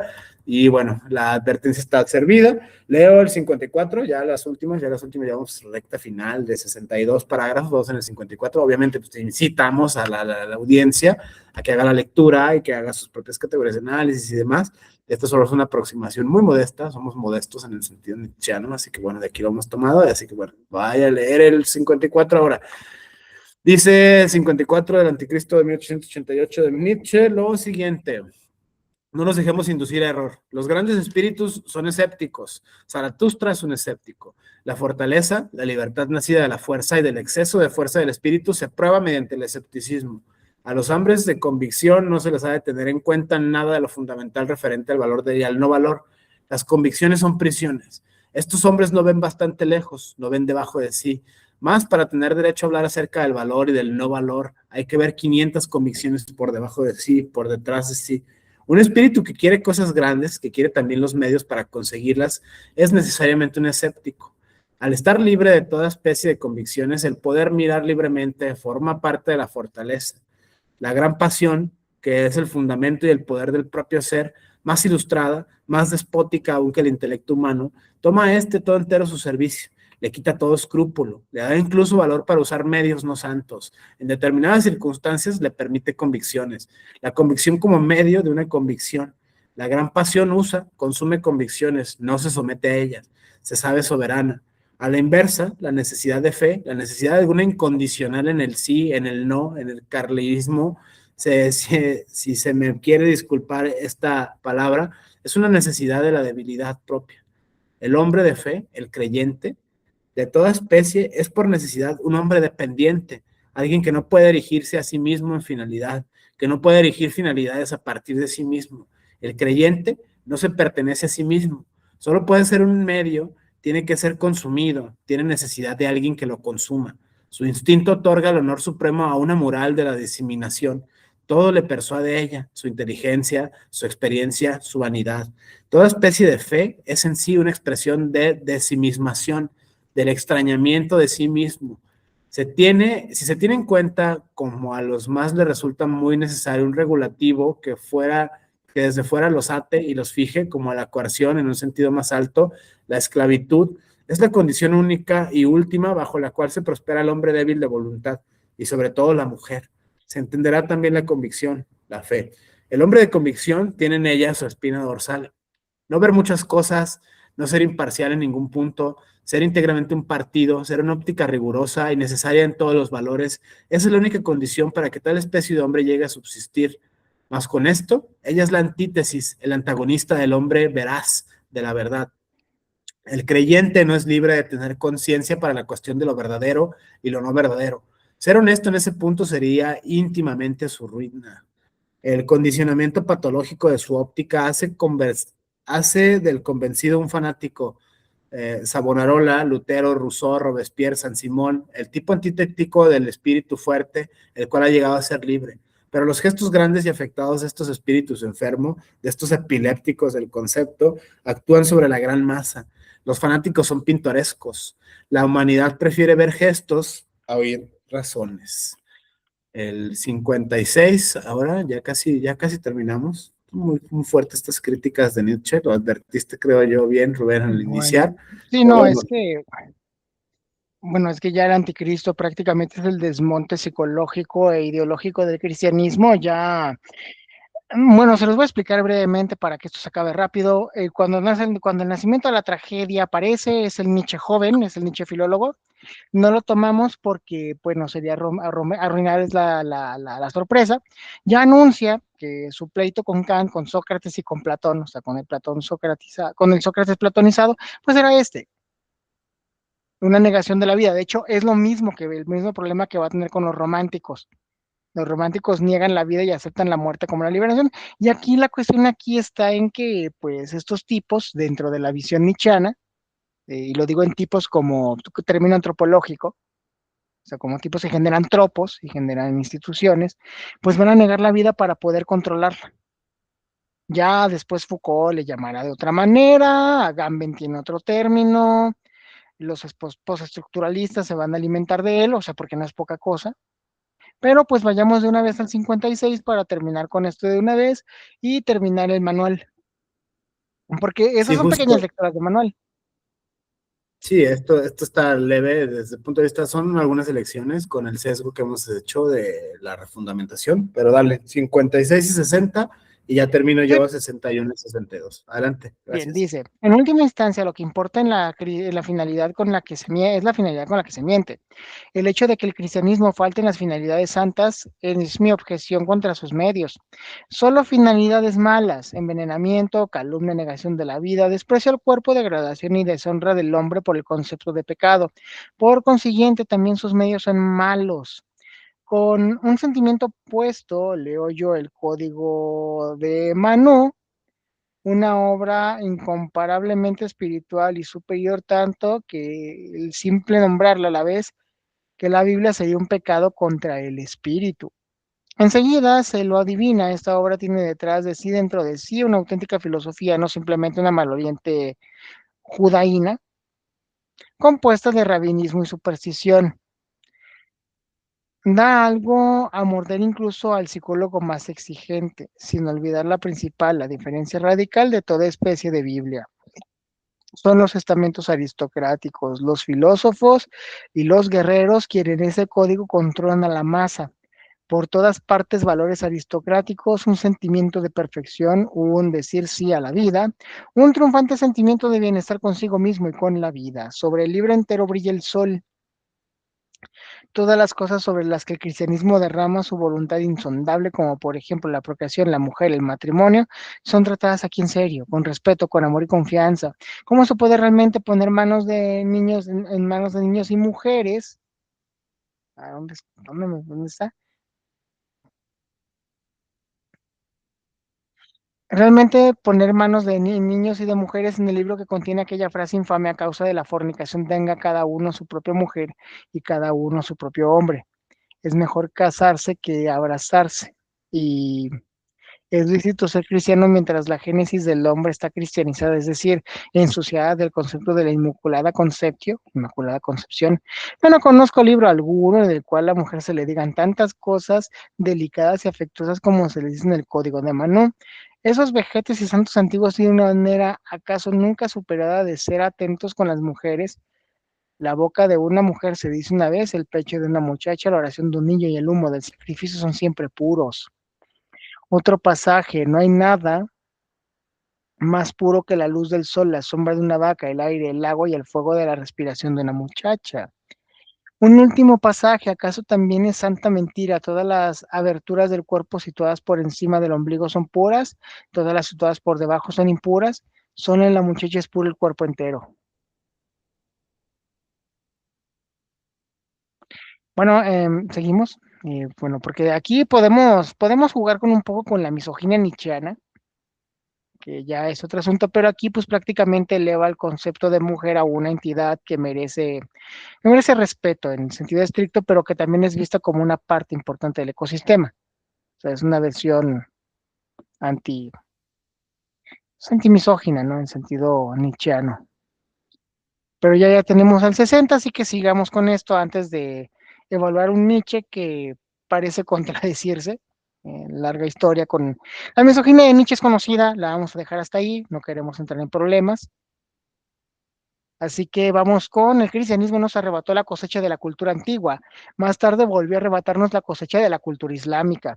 El prodigioso mundo de la cultura mora de España, que en el fondo es más afín a nosotros que Roma y que Grecia, que habla en nuestro sentido y a nuestro gusto con más fuerza que aquellas, fue pisoteada. No digo por qué pies, ¿por qué? Porque debía su génesis a instintos aristocráticos, a instintos varoniles, porque deshacía la vida incluso con las taras y refinadas suntuosidades de la vida mora. Más tarde los cruzados combatieron algo tal que es mejor les habría estado a tenderse en el polvo delante de ello. Una cultura que comparada con ella, incluso en nuestro siglo XIX, se encontraría a sí mismo muy pobre y muy tardío. Ciertamente los cruzados querían hacer el botín. El Oriente era rico, seamos francos. Las cruzadas, piratería superior, nada más. La nobleza alemana, que es en el fondo una nobleza vikinga, se encontraba con ello en su elemento. La iglesia había sabido muy bien con qué se posee la nobleza alemana. La nobleza alemana, siempre los suizos de la iglesia, siempre al servicio de todos los instintos malos de la iglesia, pero bien pagada, que precisamente con ayuda de las espadas alemanas, sangre y valor de los alemanes, haya hecho de la iglesia su guerra de mortal enemistad contra todo lo aristocrático que existe en la tierra. Hay en ese lugar toda una muchedumbre de preguntas dolorosas. La nobleza alemana casi está ausente de la historia de la cultura superior. Yo difiero mucho con Nietzsche, pero bueno. Se adivina la razón, el cristianismo, el alcohol, las dos grandes medios de corrupción. En sí no debería haber ciertamente lugar a opción a la vista del Islam y del cristianismo, como no hay a la vista de un árabe y un judío. La decisión está tomada. Nadie es libre de seguir aquí diciendo, oh, se es una chalada o no se le es. Guerra sin cuartel a Roma. Paz, amistad con el Islam. Así sintió, así obró aquel gran espíritu libre, el genio ante los emperadores alemanes Friedrich II. ¿Cómo?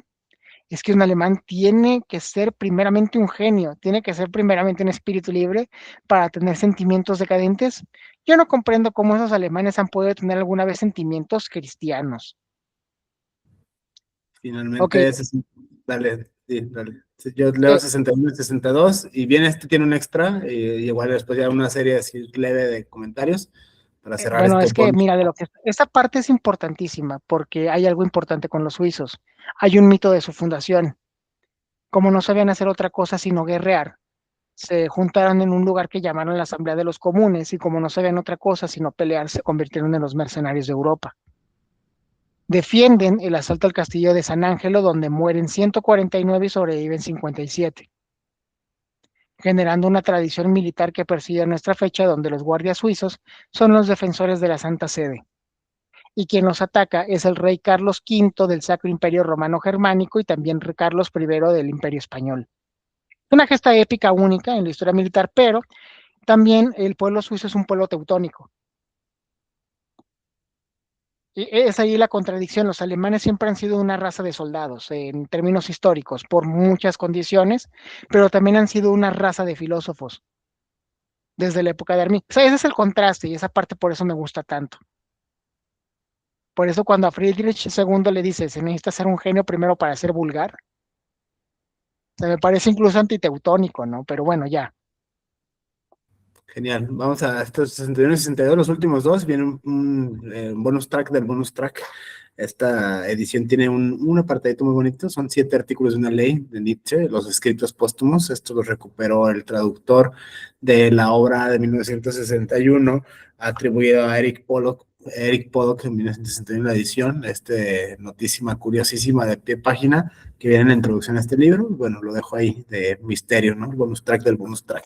61 y 62, y dice lo siguiente: 61 del Anticristo de 1888, de Friedrich Nietzsche, la tradición de la traducción de la tradición de Andrés Sánchez Pascual en Alianza. Dice, aquí resulta necesario tocar un recuerdo 100 veces más penoso aún para los alemanes. Los alemanes han arrebatado a Europa la última gran cosecha cultural que Europa pudo recoger, el Renacimiento. ¿Se entiende por fin qué quiere entender qué fue el Renacimiento? La transvaloración de los valores cristianos, la tentativa emprendida con todos los medios, con todos los instintos, con todo el genio de llevar la victoria a los contravalores, a los valores aristocráticos. Hasta ahora ha habido tan solo esa gran guerra, hasta ahora no ha habido un planteamiento más decisivo del problema que el del Renacimiento. Mi problema es el de No ha habido tampoco nunca una forma de ataque más radical, más directa, más rigurosamente lanzada en todo el frente y contra todo el centro. Atacar en el lugar decisivo, en la sede misma del cristianismo, llevar ahí al trono los valores aristocráticos, quiero decir, introducirlos dentro de los instintos, de las necesidades y deseos más básicos de quienes allí mismo estaban sentados. Yo veo ante mí una posibilidad cuyo encanto y cuyo colorido son completamente sobreterrenales. Me parece que ella brilla en todos los estremecimientos de belleza refinada, que en ella elabora un arte tan divino, tan demoníacamente divino, que en vano se rebuscará en los milenios una segunda posibilidad como esa.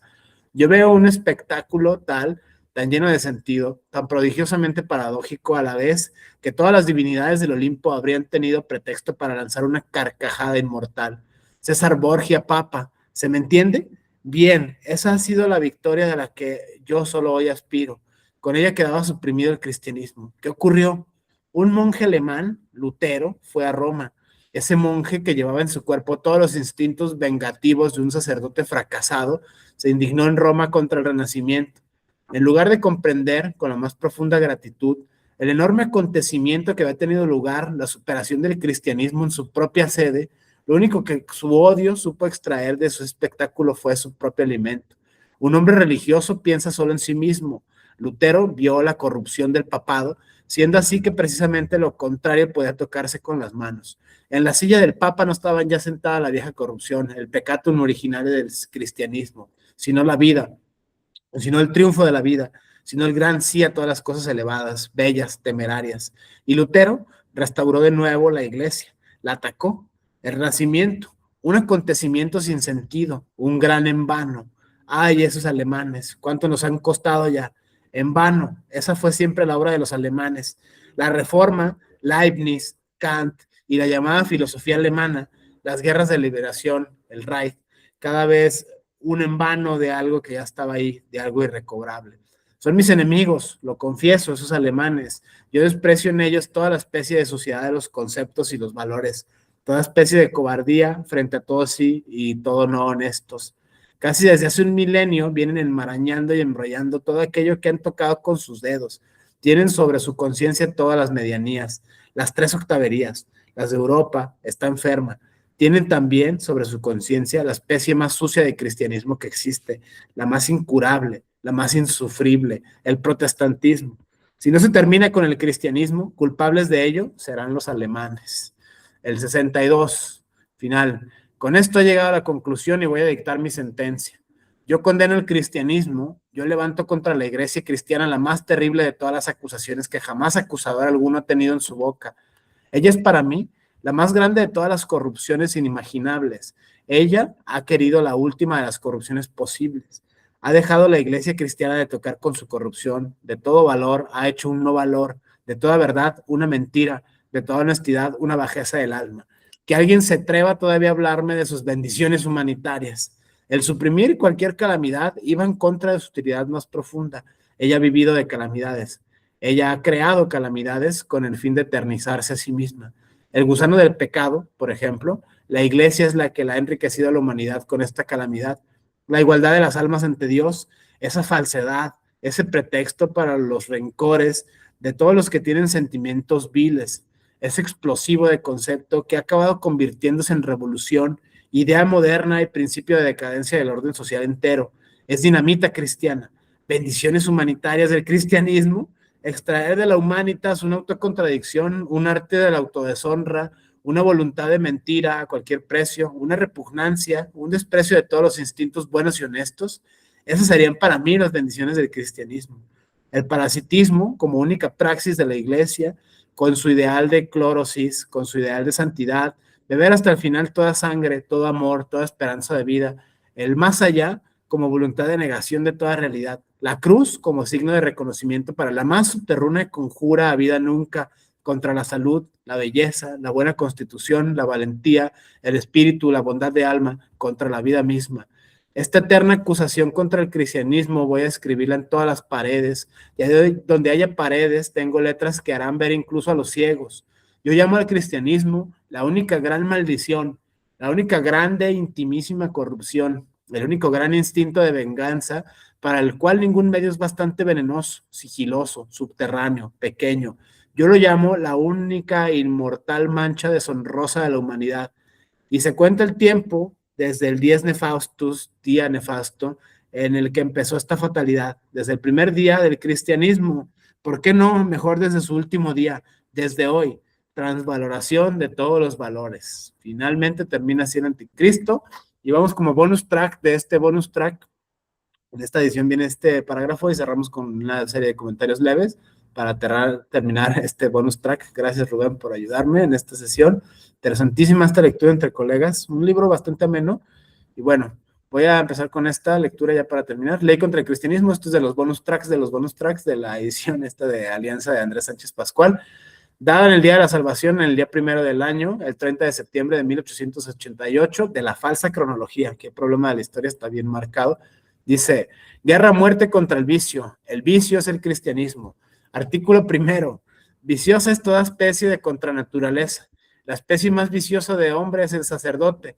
Él enseña la contranaturaleza. Contra el sacerdote no se tienen razones, se tiene el presidio. Artículo 2, Toda participación en un servicio divino es un atentado a la moralidad pública. Se será más duro contra los protestantes que contra los católicos, más duro contra los protestantes liberales que contra los protestantes ortodoxos.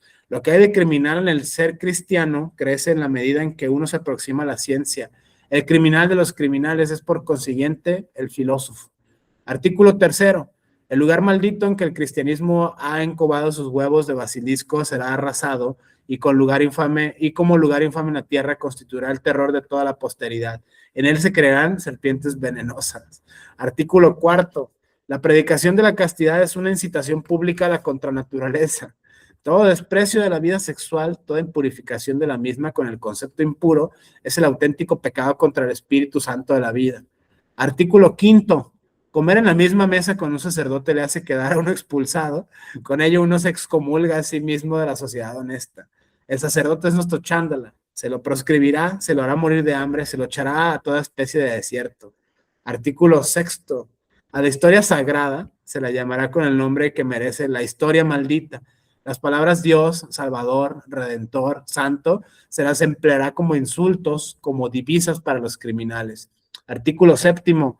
El resto se sigue aquí. El anticristo, esta de la locura, ya los tratados que retoma Overbeck en 1889 cuando rescata, según el traductor a Nietzsche, de la locura, a ver cómo está su compa, le echa una vuelta y prácticamente pues lo encuentra loco, ¿no? En este aspecto. Así termina el tema del anticristo. Texto fuerte, texto duro, no soy un hombre, soy dinamita, sobre todo duele, ¿no? Cansa mucho en este aspecto, pues para los oídos santos puros, los haters de Nietzsche toda la vida, sacerdotes, cristianos, tomistas, kantianos, todos los que estamos utilizando, digamos, como de contraejemplo. Dicho sea de paso, no hay nada en contra de nadie, no es una dominem, no es un hombre de paja, simplemente es un ejercicio dialéctico de lectura de filosofía, en este caso decimonónica, pero pareciera hoy, no sé, Rubén, yo con esta cierro, esta obra, gracias por acompañarme en este bonus track de Nietzsche, estas tesis, la transmutación o transvaloración de todos los valores, depende de la traducción desde luego, el tema de los verdaderos valores, la mentira histórica, yo lo hacía como énfasis, y pues es un problemón en la historiografía occidental, el antes y después de Cristo, la hegemonía, la cual más tarde va a hablar Antonio Gramsci, por ejemplo, aquí se empieza a manifestar, ¿por qué medir el tiempo en clave cristiana, en una clave judaica, en clave musulmana, o en otra clave, tantas formas, tantos calendarios, en este sentido es una hegemonía, la falsa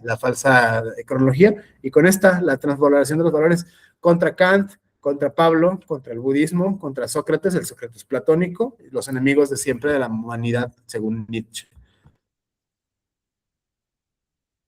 Adelante. Bueno, también estamos hablando de que Nietzsche ya traía coraje desde siempre, ¿no? O sea, prácticamente él vive el protestantismo a flor de piel. E incluso creo que por eso tiene tanto desprecio por esta forma tan peculiar de cristianismo.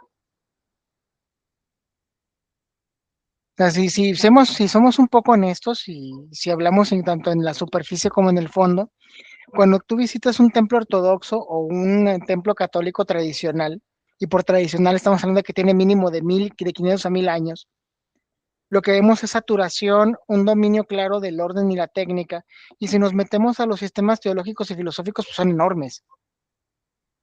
San Cirilo creó el alfabeto que usan los eslavos. ¿Cómo compite el cristianismo protestante con eso? ¿Cómo compites con San Agustín, Santo Tomás, Boecio, San Anselmo, William of Ockham? O sea, ¿cómo compites contra eso, no? Y estamos hablando de que existen figuras sobresalientes como Soren Kierkegaard, del que tú eres experto, que es un protestante que reniega de los protestantes por su falta de rigor y que se metió a dominar la tradición. Johannes Climacus, sacerdote del siglo XII, lo toma como su avatar precisamente por la precisión que le va a dar a Roger Bacon después. O sea, larga historia. Pero por eso reniega tanto. Es más, me atrevo a decir algo. ¿Te imaginas a Friedrich Nietzsche jugando Blasphemous? Hablando de crítica a los valores del sacrificio y del dolor. O sea, porque seguramente si viera el juego diría, ok, es romanticismo, me agrada, es oscuro, pero es justamente todo lo que critico. O sea, el penitente ni se supera, ni crea nuevos valores, solamente sufre, ¿no? Ese es el cristiano al que detesto, ¿no? Y sí me lo imagino, ¿no? Al tipo jugando, hablando en un alemán barroquísimo, diciendo cosas, volviéndonos a ver diciendo, ven, ese juego es todo lo que yo les dije. Bueno, fuera del chiste de con Blasphemous, cosa que les recomiendo jugar en algún punto de sus vidas, Nietzsche era prácticamente ese sujeto que ve precisamente esa negación de la vida que va a generar los problemas que el cristianismo no va a solventar después y que van a ser expuestos como un metarrelato que se va a caer a pedazos y que actualmente la Iglesia Católica no sabe qué hacer con el matrimonio homosexual, por ejemplo, al que despreció por 1700 años, que no es poco. Pero bueno, esa sería como que mi apreciación dentro de la cultura pop de Nietzsche, tomar a Blasphemous, que sería algo muy interesante, ¿no? Desde ese punto de vista tan blasfemo, ciertamente, y sería muy interesante aproximarnos desde ahí. Porros, whiskies y videojuegos, creo que nada Nietzsche, ¿no? Teniendo en cuenta la confesión de la barra del bar que hace Nietzsche en Eche Homo, era un tipo tan enfermo, pero tan enfermo, que no le quedó más que inventarse el alter ego del Zaratustra y el Übermensch, estas lecturas que le han hecho en contracrítica al asesino de Dios, al fundador de la posmodernidad, gente que lo idealiza, pues, o sea, gente que lo Sí, sacraliza, claro. o sea, es un Conocemos varios. sí, no, hay muchos, conocemos muchos de ese tipo, o sea que prácticamente pues, es válido, es un país libre y todo el mundo tenemos libertad de expresión, libertad de conciencia y derecho a gozar de los frutos de la ciencia y las artes, en este caso una lectura cualquiera que le plazca de Nietzsche. Sin embargo, esta lectura pues muy modesta, ciñéndonos a nosotros los modestos, es muy nietzscheana esta idea desde este punto de vista, nosotros los atrevidos, en este sentido, nosotros los osados, nosotros los outsiders, ahora diría Howard Becker, más contemporáneo, la sociología de la desviación. Por eso es que esta revisión, esta invitación, esta incitación a la maldad, a buscar en lo profundo, a buscar en lo recóndito, a buscar en la axiología inversa, a los malditos, los outsiders, etcétera, pierden o no los derechos humanos. Esto es muy, muy fundamental, ¿no? O sea, pierden los derechos políticos, pierden los derechos, o sea, con todas las minorías, pensando todas las minorías y sobre todo, más interesante aún, las intersecciones de las minorías dentro de las minorías. En este aspecto se vuelve muy interesante. Por eso, fundamentar los derechos humanos, la bioética, sobre todo temas de sexualidad, temas de laicidad, temas de representatividad en la esfera pública, por los enemigos de siempre, les va a llevar Karl Popper, ¿no? La sociedad y sus enemigos abiertos. En este aspecto es interesante las tendencias hacia las derechas, la reducción de derechos, la progresión en materia de regresión en derechos humanos, del artículo 26 famoso de la Convención Americana sobre Derechos Humanos, la progresión, lo que sé que significa, parece que hoy muchas esferas, muchos discursos atentan hacia el ir hacia atrás. En este aspecto creo yo que es una cura nietzscheana, la purga nietzscheana, con cariño le hemos llamado así Rubén y yo, y la reseteada aristotélica, para pensar fenómenos emergentes del siglo XXI. Con este cerramos esta invitación a leer, desde luego, completo el Zaratustra, el Más allá del bien y el mal, el Ecce Homo, y el Anticristo como bonus track, ahora para la Semana Santa y la Pascua y estos días del cristianismo.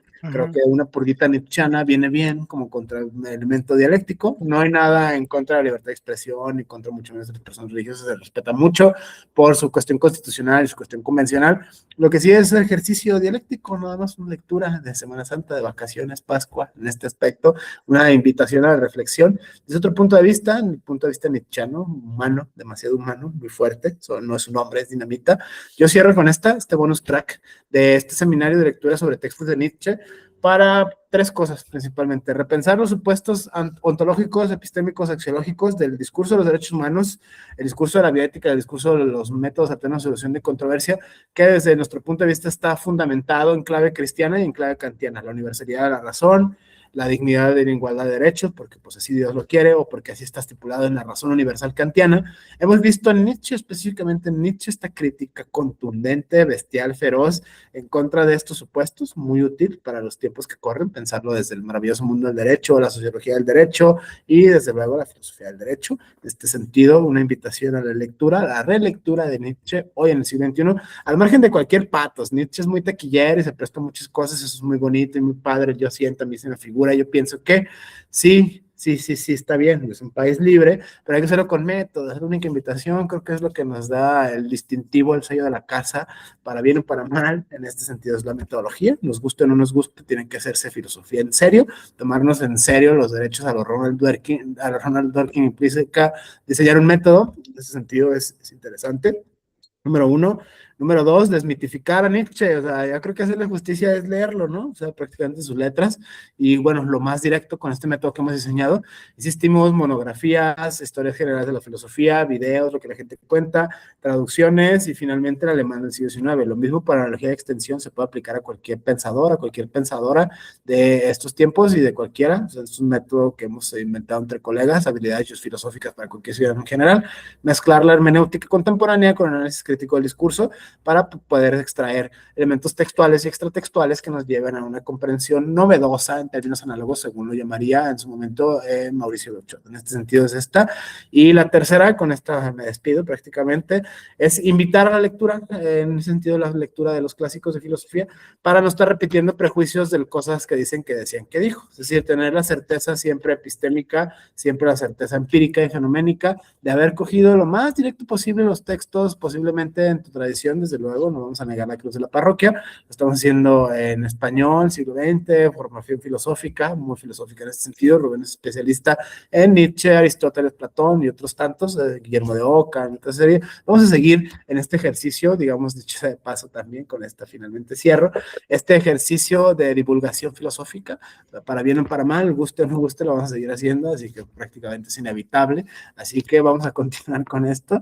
No me queda más que agradecer a la audiencia por su paciencia. Quizás siga Nietzsche otra vez, perdón, quizás siga Platón, quizás siga Kierkegaard, quizás siga, no sé, los modernos, varios temas en la agenda. Próximamente se irán destapando cosas, pero prácticamente ahora seguiremos con la lectura de Aristóteles, que es el seminario que estamos abriendo igualmente mi colega Rubén Ortega y yo los viernes, todos los viernes de 8 de la noche a 10:30 de la noche. Una revisión general, igual con el mismo fin, la purguita nietzscheana y la receta aristotélica, que con cariño le hemos llamado de esa manera y no de otra. Así que bueno, yo con esta cierro, Rubén. No sé si quieres añadir algo en Nietzsche en general, sobre el método en general o sobre esta obra en particular. Yo con esta me despido. Bien, lo único que me quedaría por agregar sería, bueno, que si bien Nietzsche para mucha de la carga actual, sobre todo tanto para la filosofía académica y en contraparte tanto para la charla de café, resulta un sujeto difícil de concretar, tengamos en cuenta que el hombre para ser disfrutado en su totalidad, pues ya uno tendría que tener un bagaje cultural relativamente serio. Al menos en la historia misma de la literatura y la filosofía. Fuera de ello, hay que tener cuidado con la gente que utiliza sus frases de una manera particularmente violenta, fuera de contexto, y que incluso le atribuyen cosas que nunca dijo, como ¿cuál te gusta más? Solo y te sentirás fuera de la sociedad y nada tiene el valor del ser el precio de ser uno mismo. Frase que, por cierto, fue creada por la mercadotecnia en algún punto y que Nietzsche no tiene nada que ver con eso, que seguramente Nietzsche se reiría y sobre todo estaría enojado porque lo usaron para beber vodka. La primera, porque es una bebida rusa; segunda, porque es alcohol; y tercera, porque, bueno, ya conocemos cómo era nuestro berrinchudo favorito. Entonces, bajo esos criterios, estamos hablando de que es un nombre que hay que tomarlo bajo su dimensión, porque puede ser tanto muy divertido como también puede ser un señalador alarmante. O sea, yo no pensaría, uno no pensaría que Nietzsche solamente es un sujeto que andaría por la calle gritando cosas, haciendo cosas extrañas, cuando en realidad yo no me imagino un mundo sin un Lyotard, sin un Agamben o sin un Gramsci incluso, que no hayan bebido un poco de él. Y con Gramsci hay que tener cuidado. Gramsci criticaba mucho a los nietzscheanos precisamente por ser faroles, en términos muy culturales, pero lo que más va a ser, sobre todo a nivel cultural, es exponer cómo es que aceptamos la cultura y la hacemos propia sin un análisis previo, y cómo es que a la luz del cristianismo, que es lo que él ataca particularmente, las cosas pueden volverse oscuras. De hecho, Nietzsche es un autor que detesta la oscuridad abusiva, pero también detesta que la luz le quite la opacidad a la gente, ¿no? De hecho, es algo que va a decir en Ecce Homo. Todos aquellos que iluminan a la gente digieren lo que los otros deberían poder digerir por sí solos. Y ese sí lo pueden encontrar, incluso está en Postscriptum, acerca del poder de la oscuridad. Si no, no se refiere a que el tipo haga magia negra, es entender que muchas veces lo oscuro sirve para hacer un análisis que requiere algo más que tacto racional. Herencia del romanticismo en Nietzsche. Nietzsche también bueno, él odiaba todo lo que existía, pero larga historia. Ese sería como que mi aporte final con Nietzsche. Leanlo con cuidado, tengan cuidado.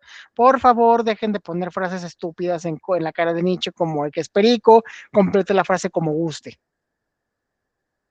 por favor. Entonces ya creo que con esa sería mi última aportación. Lamento el chiste de Blasphemous, pero es lo que estaba analizando la semana pasada. Y bueno, es todo por mi parte.